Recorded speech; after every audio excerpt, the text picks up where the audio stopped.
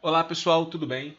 Meu nome é Edward, eu sou professor de Física e na aula de termodinâmica de hoje nós vamos falar sobre o ciclo de Carnot. Para você que fez o nosso curso de termodinâmica, você deve ter sentido falta desse ciclo. Nós falamos do ciclo Joule, do ciclo Diesel, do ciclo Otto, do ciclo da prova, mas nós não falamos ainda do ciclo de Carnot. Isso acontece, pessoal, porque o ciclo de Carnot é uma consequência quase que direta da segunda lei da termodinâmica, né, da entropia. Ele tenta responder uma pergunta que é: dadas duas fontes térmicas, uma quente e uma fria, qual é o máximo rendimento que a gente pode obter, né, de um motor térmico operando entre essas duas fontes? Nós aprendemos a calcular alguns desses rendimentos, mas será que algum daqueles é o máximo ou se aproxima do máximo? Ou será que realmente deve ter um máximo? O máximo não seria 100%? Bom, pela segunda lei da termodinâmica, a gente já viu que não é 100%, né? Não tem como o rendimento de nenhuma máquina térmica ser 100%. Então, por isso que é interessante nós encontrarmos o máximo, porque aí nós vamos conhecer se a nossa máquina térmica ela está operando próximo a esse máximo ou não, para que a gente seja capaz de melhorá-la. Vamos às características dessa máquina térmica. Primeiro, nós devemos reduzir ou evitar os processos irreversíveis, porque o processo irreversível ele degrada a energia útil que a gente pode aproveitar na forma de trabalho. Né? Então a gente deve reduzir também o atrito, trepidação, qualquer outra coisa que possa promover essa degradação da energia útil. E uma dessas coisas é o fluxo espontâneo de calor, porque o calor ele vai naturalmente da fonte quente para a fonte fria. E aí, como esse fluxo é natural, é espontâneo, ele também é irreversível e ele promove essa degradação da energia. Portanto, as trocas de calor elas devem acontecer em processos isotérmicos, porque aí nós vamos evitar esse fluxo espontâneo de calor caso as fontes estivessem em temperaturas diferentes.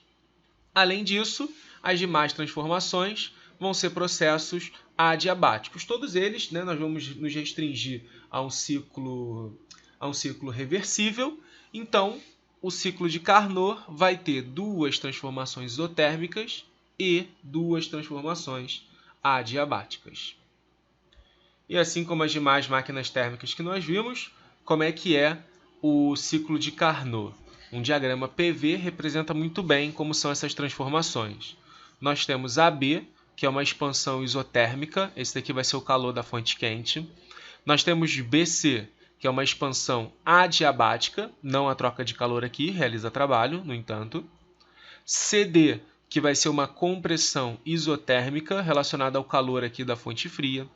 E DA, que é uma compressão adiabática, não troca calor, mas realiza trabalho. Pessoal, esse é o único ciclo que eu vou pedir que vocês decorem, tá? Todas as transformações, qual é o calor de cada uma das fontes, o trabalho e também o rendimento, que é o que a gente vai calcular agora. Então vamos lá, calcular o rendimento de uma máquina térmica. Nós temos duas opções, né, principais para o cálculo do rendimento. Trabalho sobre Q da quente ou 1 menos Q da fria sobre Q da quente. Aqui a segunda opção é bem melhor, tá? Porque o Q da fria e o Q da quente são apenas dois processos isotérmicos. Então o Q da fria vai ser nRT da fria, ln de V final da fonte fria sobre V inicial da fonte fria. E o Q da quente, vamos só escrever logo aqui, também é nRT, esse T da fonte quente, ln de V final da fonte quente sobre V inicial da fonte quente. Claro que aqui a gente vai trabalhar com o módulo, né? Porque isso aqui vai dar negativo, a gente já sabe que o Q da fria é perdido. Então isso é nRT vezes ln de VD sobre VC, que em módulo você pode trocar por nRT ln de VC sobre VD. E por que isso resolve o problema, né? Porque o VC é maior que o VD. Então, a razão, um log de um número menor que 1 é negativo, tá? Já para a fonte quente, vai ser nRT ln de VB sobre VA. Aqui não precisa fazer nenhuma alteração. Bom, agora vamos dividir uma pela outra, né? Quando a gente fizer isso, o N e o R cortam, tá? Então já não vou escrevê-los aqui. Então, o rendimento vai ser 1 menos TF sobre TQ vezes ln de VC sobre VD sobre ln de VB sobre VA. Aqui você não pode fazer nada ainda, tá? Não dá para cortar, não dá para juntar os ln's. E aí, para achar essa relação, nós vamos usar as transformações adiabáticas, que são as transformações CD e a transformação DA. Porque para a adiabática, existem essas duas relações aqui que só valem para elas. Então, por exemplo, na transformação BC, você pode escrever que T de B vezes V de B elevado a γ menos 1 é igual a T de C vezes V de C elevado a γ menos 1. E na transformação DA, você também pode dizer que T de A V de A elevado a γ menos 1 é igual a T de D vezes V de D elevado a γ menos 1. Só que olha que legal, pessoal. O T de A é igual ao T de B, que é, que é a temperatura da fonte quente. E o T de C é igual ao T de D, que é igual à temperatura da fonte fria. Então, se você divide essas duas equações, ó, o B e o A cortam, o C e o D cortam. Então, sobra VB elevado a γ menos 1 sobre VA elevado a γ menos 1 é isso daqui. E a mesma coisa vale para o VC sobre VD elevado a γ menos 1. E aí você tira a raiz gamésima menos 1 de uma forma bem simples, né? Corta o expoente, então você fica com VB sobre VA igual a VC sobre VD. Então, se as razões são iguais, é porque o ln de VB sobre VA é igual ao ln de VC sobre VD, por isso que você pode cortar esses dois caras aqui. Então, finalmente, o rendimento da máquina de Carnot, vamos chamar de Nc, é 1 menos T da fria sobre T da quente. Pessoal, essa fórmula você não pode esquecer em hipótese alguma, tá? Observações rápidas, temperatura sempre na escala Kelvin.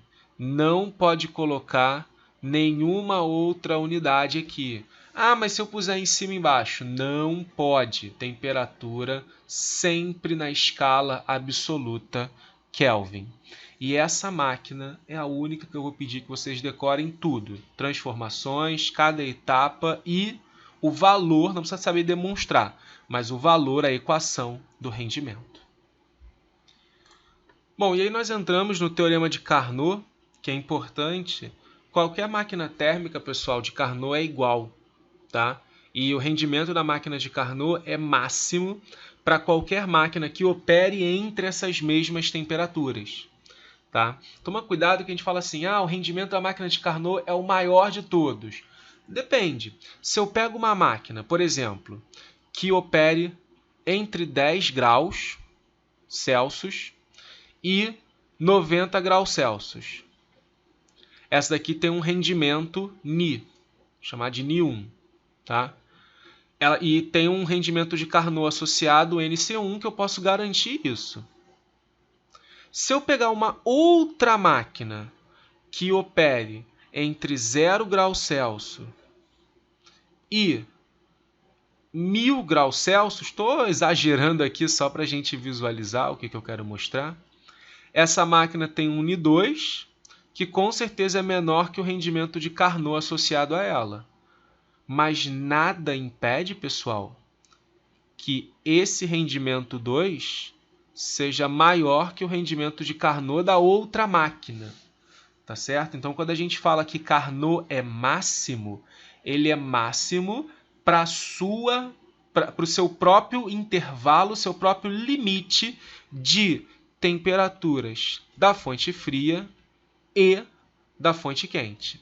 Tá certo? Então, essa equação que a gente escreveu aqui, ela vale para cada conjunto de máquinas que tenham o mesmo intervalo de temperatura de operação.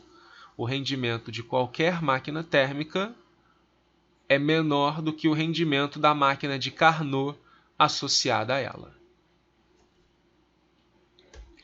Assim como nós temos uma máquina de Carnot, né, com rendimento máximo, nós também temos um refrigerador de Carnot que vai possuir a eficiência máxima entre os refrigeradores. É uma máquina igual à de Carnot, só que no sentido contrário, né? Então não é igual, tá bom. É uma máquina de Carnot girando no sentido contrário, já que se trata de um refrigerador. Então nós temos uma compressão isotérmica, uma expansão adiabática, BC, CD, uma expansão isotérmica, e DA, uma compressão adiabática. Então essas são as 4 etapas das transformações de Carnot. Tem aqui a temperatura da fonte quente e a temperatura da fonte fria. Para a eficiência, em vez de a gente fazer toda aquela conta de novo, vamos observar um detalhe importante sobre a máquina de Carnot, que quando a gente escreveu que rendimento é 1 menos TF sobre TQ, a gente também pode escrever que é 1 menos QF sobre QQ. Ou seja, o que essa equação está dizendo para a gente? Que TF sobre TQ é igual a QF sobre QQ. Ou seja, a razão entre os calores trocados é a mesma razão entre as temperaturas absolutas, né, das fontes. Então, a eficiência, como é que era a eficiência? Era QF sobre trabalho, ou QF sobre Q da quente menos QF. E aí você pode trocar basicamente o QF por T da fria e o QQ por T da quente. Então, a eficiência de Carnot, vamos chamar de EC, vai ser TF sobre TQ menos TF. E aí, pessoal, não existe nenhuma máquina, um refrigerador, com eficiência maior do que a eficiência de Carnot associada naquele mesmo esquema, né? Com as mesmas temperaturas da fonte fria e da fonte quente. E para fechar da mesma maneira, o teorema de Carnot afirma, né, que a eficiência do refrigerador de Carnot é máxima para qualquer refrigerador que opere entre as mesmas temperaturas. Então você pode escrever isso aqui. Um detalhe, às vezes você vai ver isso aqui, ó, menor ou igual. Mesma coisa para a máquina de Carnot, para a máquina térmica. Eu não gosto de escrever o igual, pessoal, porque o igual seria a situação ideal, a situação de Carnot. Então, numa brincadeira, só para você vislumbrar, Deus construiria uma máquina térmica de Carnot com um rendimento máximo possível. Nós, por conta da nossa tecnologia, por conta do atrito, por conta de outros problemas que podem aparecer, nós conseguimos, no limite, chegar a Carnot. Limite sempre menor, nunca vai ser igual. E com isso você também consegue entender como que o rendimento poderia ser 1, né? Então, como é 1 menos TF sobre TQ, você tem duas opções para isso daqui ser 1. É o TF sobre TQ ser igual a 0. E para isso, ou TF é 0, ou TQ tende para infinito, né? Que se o TQ tender para infinito, essa razão tende para 0. Claro que não tem como ser infinito de fato, então esse daqui é absurdo. E o TF igual a 0, a gente comentou em algum vídeo anterior, viola a terceira lei da termodinâmica, que afirma é impossível, num número finito de transformações térmicas, nós alcançarmos o zero absoluto. Então, por isso que essa daqui também não pode acontecer. Qualquer máquina térmica tem que ter o rendimento menor que 100%. Além, claro, do limite da máquina de Carnot. Então, por hoje é isso aí, pessoal. Eu espero que vocês tenham gostado. O ciclo de Carnot é um ciclo muito importante para qualquer prova que você for realizar e, como é um limite físico, é muito importante que você conheça ele. Até a próxima! Não se esqueça de se inscrever no canal, deixar o seu like se você gostou desse vídeo. Pode deixar suas dúvidas aqui nos comentários, compartilhe com seus amigos para que eles vejam essa aula também. E pode me seguir também lá no Instagram, @edwardfísica.